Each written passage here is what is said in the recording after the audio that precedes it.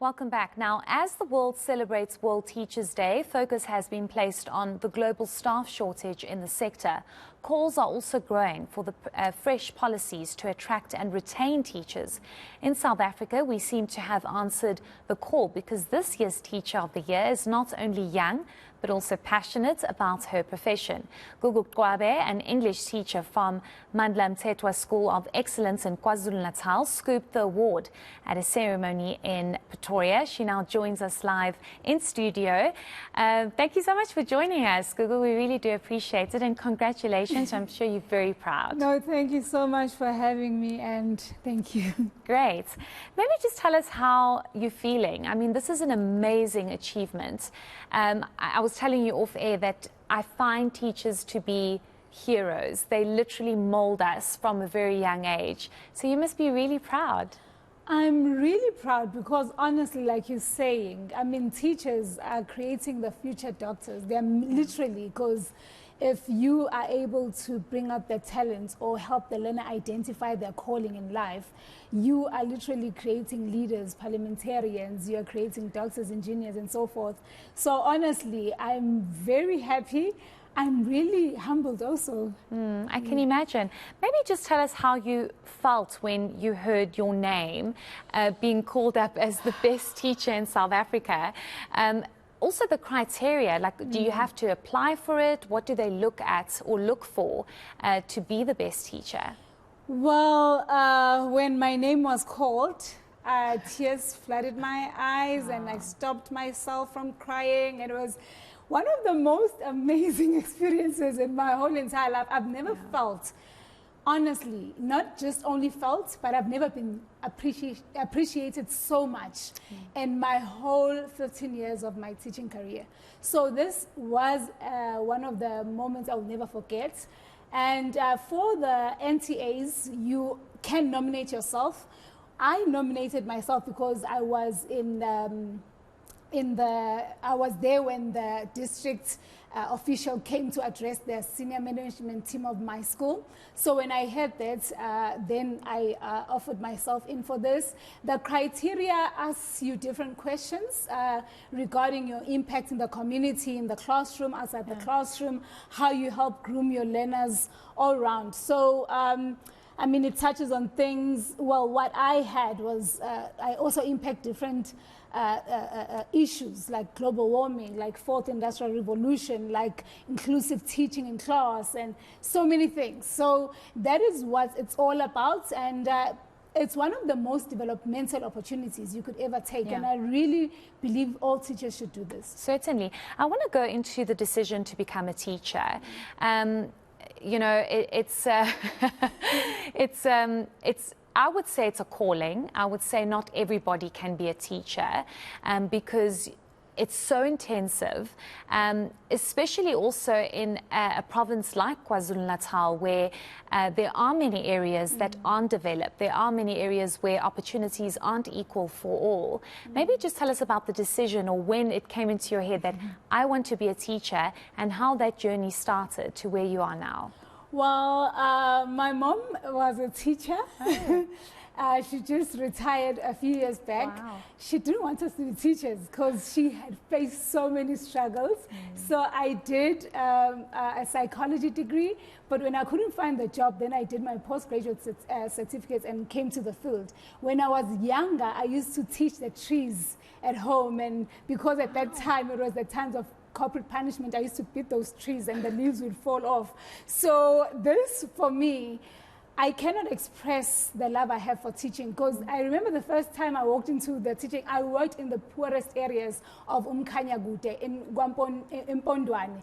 The drive there, even today when I went back to just help out, it was still that bad. So when the first day I heard the learners sing Our Father in the school assembly, the love came up and I felt like crying, and I just looked at them and I thought to myself, if I cry, what do they think of me this day? But I just looked at these children and their innocent faces and I fell in love with it. It's like I've always loved it. So shout out to my mom, Mrs. T.M. Tembe, who eventually allowed me to come into this field. I'm so glad she did, because look at you today, and I think she's here, isn't she? Right yes. here, yes. Let's speak about those difficulties, having started in an area where people don't have as many opportunities, because, as I mentioned in the beginning, you know, they look at you and they say, okay, there's hope, because you instill that hope in them, because you are the teacher, you lay that foundation. Well, the conditions, I cannot express how dire some conditions are. When in my first school, the first 10 years, I taught in a school where we only had a pit toilet, and when it was raining, it would fill up. So sometimes you'd pee behind classrooms with teachers just covering you up because it was bad. However, the government did intervene, so it's in a much better condition, Umkhanyakude district. So passion will make a way. If you are really not called, you will not survive. Because the very same learners, they deserve to get the bachelor passes to go to varsities like all other learners in South Africa. So teachers out there, in my school actually, other schools could even get the rural allowance. But I left that school having never even gotten a rural allowance because of some issues with the registration of the school. So it's just the passion that came up and carried me through. And you volunteer even your own resources just to make sure that the school is in a better position or a better quality. Yeah. And you find ways of improvising. And even recently when I went back to that school, I taught now the staff there are some of the learners I taught. So they are teachers now in that school. I was just showing them in the past few months on how to now incorporate technology, even in that environment, because you can carry your portable projectors and introduce the gadgets in the classrooms, no matter where you are. Even if you're in the rural areas, now I'm in a better school, still in a deep rural area, but with all the facilities, because it's a new initiative of the KwaZulu-Natal government, Mandla Mthethwa School of Excellence. So really, the teachers who are having it hard, I've been there, I understand. Do what you would want your teachers to have done to you if you were a learner. Because you would have also wanted the best opportunities. You would have also wanted the best equal education. So we have to give the extra mile in order to do that. I want to speak about the state of education and what teachers are subjected to in today's day and age. I mean, COVID-19 was probably really hard and strenuous, especially on you as a teacher, making sure that you protect all of the learners. In the introduction, we spoke about you being young and passionate and trying to retain teachers in the sector. We are seeing a lot of teachers opting to leave because it's really hard. You know, you have so much responsibility. You have all those children literally in your hands that you have to protect and teach and bring up, and societal issues often come up in classrooms, and the way people are brought up comes up in these classrooms. How is it to be a teacher in today's day and age, in 2023, with all the challenges we face? It's tough. Learners are actual normal human beings. They think independently, and they also challenge your mental health. They challenge your emotional being, and as much as they challenge your intellectual aspects. And of course, like the resources I've spoken, the lack of resources, the issues of pandemics. But like I said, many people would say, what would you do to what would you tell your younger self? I say, how would you treat your younger self? Even if you are facing tough situations.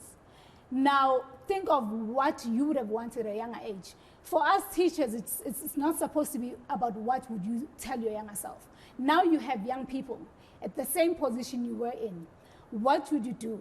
So that alone should create the passion that even though I'm in this circumstance, or it's the pandemic and everything is happening, what would you have wanted your teacher to have done to give you a better survival chance in life, to give you a competitive advantage even globally?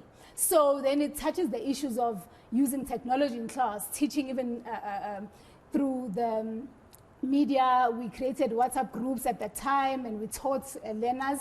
And it's all about you actually enacting, or should I say, creating the passion within yourself to realize that you have walked through the same journey. So as a teacher, what would you do better to help your younger self? And I also believe, I'm a very spiritual person, I'm a pastor, and I believe having a strong spiritual background and is very important. And for me, glory be unto my Lord Jesus Christ for carrying me this far. I must say, sometimes I don't want to wake up to go to school.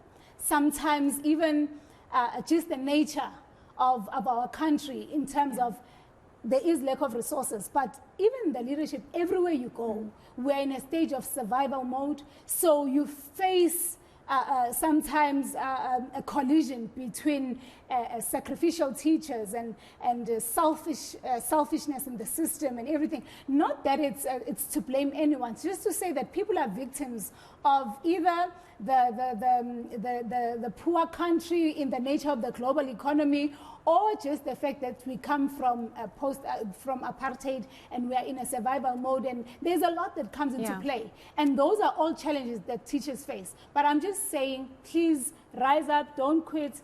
There'll always be a better day. It's a better day for me today. Definitely. I want to end off, and maybe it can be two questions in one, because I've run out of time, but I want to ask you about something that the minister said. I actually covered the briefing on Sunday. The Minister of Basic Education, she spoke about how there's been such a change in learners' behavior, where they're having these emotional and physical outbursts. We've also seen learners, taking their own lives. And you were telling me that you teach high school learners, which they are a lot more independent and think on their own and, have a mind of their own and want to do their own thing oftentimes. You also studied psychology. Just speak to me about if you've seen that change in behavior and how difficult it is for you as a teacher to try and adapt and, push learners to keep trying and surviving.